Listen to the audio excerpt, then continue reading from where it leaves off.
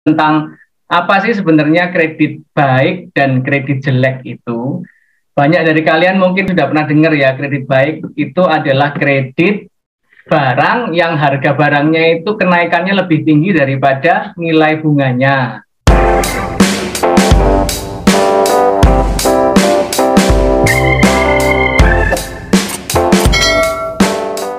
Halo teman-teman, kembali lagi bertemu dengan saya Enrico. Saya hari ini mau memberikan informasi tips properti yang berhubungan dengan informasi saya yang minggu lalu ya, yaitu tentang apa sih sebenarnya kredit baik dan kredit jelek itu. Banyak dari kalian mungkin sudah pernah dengar ya, kredit baik itu adalah kredit barang yang harga barangnya itu kenaikannya lebih tinggi daripada nilai bunganya.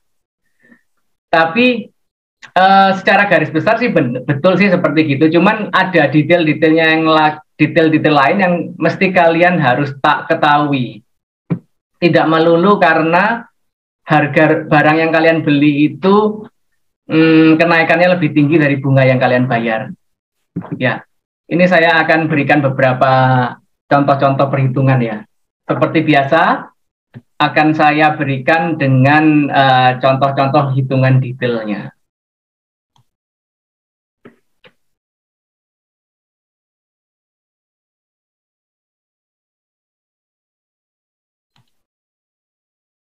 Ya, hutang baik dan hutang jelek. Jika kalian melihat benda-benda ini, rumah, apartemen, mobil, motor, laptop, kira-kira mana yang termasuk hutang baik, mana yang termasuk hutang jelek? Mungkin dari beberapa teman ngomong, oh rumah sama apartemen itu hutang baik karena kenaikan nilainya lebih tinggi daripada nilai bunga yang kita bayar. Kalau mobil, motor, laptop itu hutang jelek karena apa? Harganya dari baru bekasnya selama-lama semakin turun terus. Mungkin mobil baru harganya 250. Tahun depan sudah jadi 200, 2 tahun lagi 180 dan seterusnya. Jadi harganya jelek. Kalau beli mobil dengan berhutang itu termasuk hutang jelek karena nilainya turun. Motor juga, laptop juga. Apalagi laptop ya. Barunya mahal, jualnya langsung harganya banyak yang drop karena memang perkembangan teknologinya cepat sekali. Keluar yang baru, yang lama sudah harganya separuh mungkin.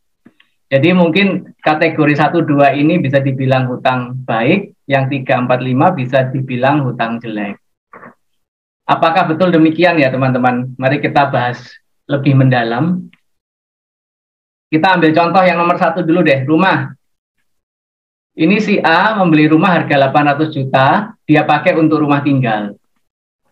Dia DP 100, kreditnya 700 juta, sehingga cicilan per bulannya 4,5 juta per bulan, itu kalau tenornya kurang lebih 25 tahun. Demikian pula si B dengan kasus yang sama, tapi bedanya dia ini beli rumah 800 juta ini dibuat rumah kos. Sama, DP 100, kredit 700, cicilannya sama, tapi yang membedakan di sini, bahwa rumah kos yang dia beli atau yang dia buat itu menjadi 4 kamar tidur, di mana 1 kamar tidurnya bisa mendapatkan income 1,5 juta per bulan. Sehingga per bulan dia bisa mendapatkan 6 juta. Jadi dengan cicilan 4,5 mendapatkan income 6 juta, berarti dia untung dong ya. Apakah ini yang bisa disebut kredit baik? Ya.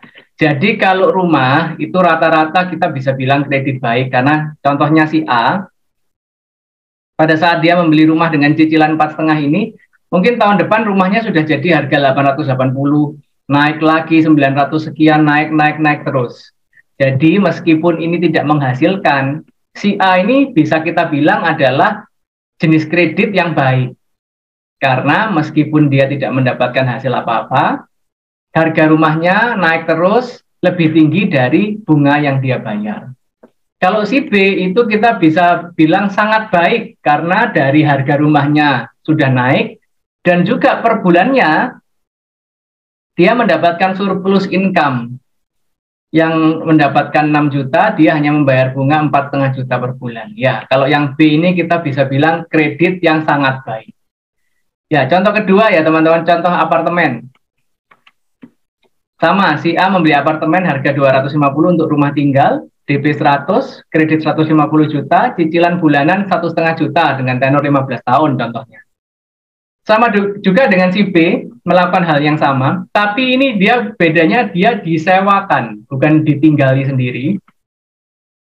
Sama DP 100, kredit 150, dengan cicilannya sama 1,5 juta per bulan, berarti kan per tahunnya 18 juta. Tapi dia bisa menyewakan apartemen itu dengan 20 juta per tahun. Nah, ini dengan kasus yang sama, si A ini kita bisa bilang kredit baik karena apa? Meskipun apartemen kenaikannya tidak signifikan, tapi kita akan lihat 5-10 tahun ke depan, harga apartemen juga akan naik pasti ya. Kalau yang si B ini lebih baik lagi, karena selain harga apartemennya naik, dia juga mendapatkan surplus income dari income yang dia dapat dari sewakan unit apartemennya tersebut. Jadi cicilan yang dia bayarkan setiap bulan atau setiap tahun dibayari oleh penyewa apartemennya. Ya ini kita bisa bilang kredit baik, ini kredit yang sangat baik. Ya. Kita masuk case yang ketiga ya, mobil ya. Kalau sebagian orang mungkin bilang mobil itu kredit jelek. Apakah betul begitu? Kita ambil contoh si A, dia beli mobil harga 250 untuk lifestyle, gaya-gayaan, untuk pergi-pergi dengan teman, ya untuk lifestyle-nya lah. DP 100, kreditnya 150 juta, cicilan bulanan 3,5 juta per bulan. Sama juga dengan si B, tapi yang membedakan dia beli mobil 250 juta, dia pakai untuk Grab car. Sama DP 100, kredit 150, cicilan juga sama. Tapi yang membedakan income yang dia dapat dari usaha Grab-nya itu bisa 6 juta sebulan. Nah, kalau teman-teman lihat begini, apakah ini semua adalah kredit jelek? Ternyata yang A memang kita bisa sebut ini kredit jelek, karena dia cicil bulanannya ini hanya untuk kebutuhan lifestyle-nya saja, sedangkan kalau si B dia mencicil 3,5, tapi dia bisa mendapatkan income 6 juta dari mobil tersebut karena dia pakai untuk bisnis Grab. Ini kita bisa sebut adalah kredit yang baik. Makanya teman-teman harus mempertimbangkan waktu Anda mau beli mobil, sebenarnya apa sih kebutuhan yang peruntukan apa mobil tersebut. Kalau hanya untuk lifestyle, ya kita bisa kategorikan itu kredit yang jelek. Pikirkan bahwa nyicil mobil itu kita bisa gunakan untuk sesuatu yang produktif seperti ini. Meskipun mobilnya harganya turun, tapi income dia bisa lebih besar daripada cicilan mobilnya. Ya, lanjut contoh keempat yaitu motor, sama juga. Si A beli motor 25 juta untuk lifestyle, DP 5 juta, kredit 20 juta, cicilannya 500.000 per bulan. Sama juga dengan si B, tapi dia bedanya ini untuk bisnis kurir motornya.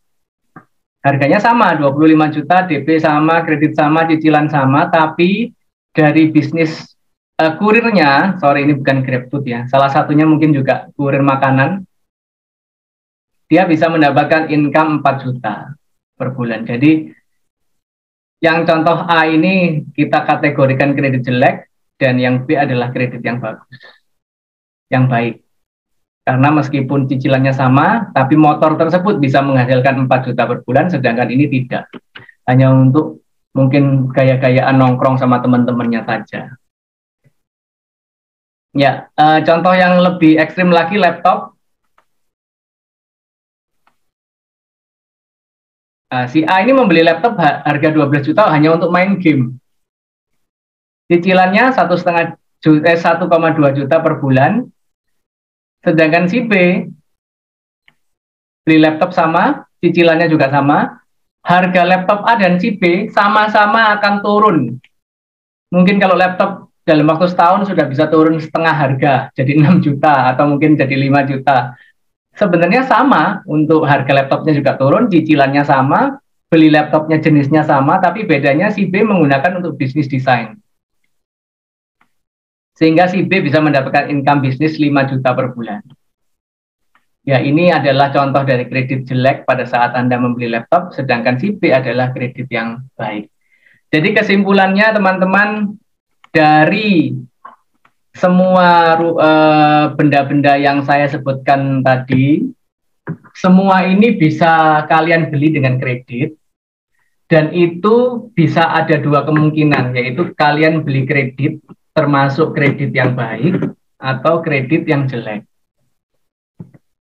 Jadi kalau saya bisa menyarankan pada saat kalian mau membeli sesuatu, terutama barang-barang yang nilainya menurun, itu kalian harus benar-benar mempertimbangkan matang-matang gimana untuk keperluannya atau apa yang akan kalian gunakan dengan barang tersebut. Jadi dengan ini kesimpulannya, semua kredit tidak bisa kita golongkan baik atau jelek berdasarkan jenis barangnya, tetapi kita bisa kategorikan kredit baik atau jelek berdasarkan income yang dihasilkan. Apakah dia lebih besar dari cicilan bulanannya. Selama income yang dihasilkan lebih besar daripada cicilan bulanannya, apapun barangnya itu, kita bisa kategorikan sebagai kredit yang baik. Ya, jadi teman-teman, di video saya yang lalu saya sudah menjelaskan bahwa pada saat kalian mengambil rumah, kredit-kredit yang sudah kalian ambil atau sedang kalian jalani, itu mempengaruhi terhadap KPR Anda bisa di ACC atau tidak. Jadi sekali lagi saya mau memberikan supaya kalian bisa terbuka lah pikirannya. Pada saat mau membeli sesuatu dengan kredit, kalian harus benar-benar mempertimbangkan apakah kalian ini mengambil jenis kredit yang baik atau kredit yang jelek ya. Yaitu teman-teman, semoga bermanfaat, semoga setelah ini kalian bisa mengambil barang-barang dengan kategori-kategori ini dengan kredit, tapi bisa menghasilkan sesuatu untuk kalian. Ya, demikian teman-teman video untuk minggu ini. Semoga tips ini membantu ya. Jangan lupa subscribe, juga share ke teman-teman yang mungkin belum tahu secara detail tentang perhitungan kredit baik atau kredit jelek ini. Ya, sampai ketemu teman-teman di video selanjutnya. Oke, bye-bye.